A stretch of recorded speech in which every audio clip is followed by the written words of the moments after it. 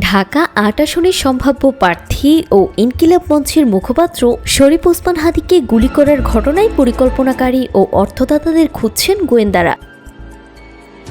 এরই মধ্যে র্যাব ও পুলিশের অভিযানে গ্রেপ্তার করা হয়েছে ১১ জনকে। উদ্ধার করা হয়েছে হামলায় ব্যবহৃত অস্ত্র ও মোটরসাইকেল।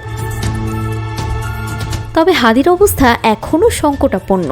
হামলার মূল সন্দেহভাজন ফয়সাল করিম মাসুদ এবং তার মোটরসাইকেল চালক আলমগীর হোসেন গুলি করার ১২ ঘন্টার মধ্যেই দেশ ছেড়ে পালিয়ে যায়। তবে র্যাব ও পুলিশ ফয়সালের বাবা মা, স্ত্রী, শ্যালক এবং বান্ধবী সহ মোট ১১ জনকে গ্রেপ্তার করেছে।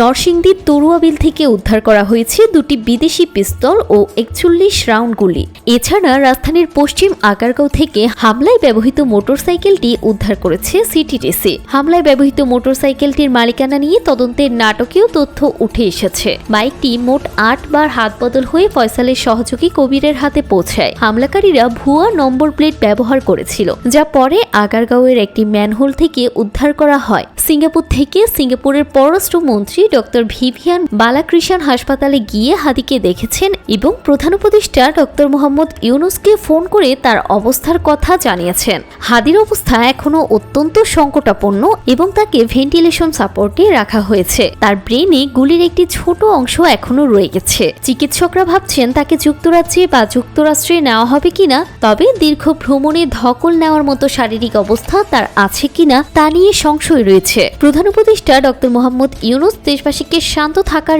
এবং হাদীর জন্য দোয়া করার আহ্বান জানিয়েছেন। অন্যদিকে গোয়েন্দা পুলিশ বলছে পরিকল্পনাকারী, অর্থদাতা ও অস্ত্র সরবরাহকারী সবাইকে খুঁজে বের করা হবে। জানাতুল তাহসিন, ডেস্ক রিপোর্ট, সকালবেলা।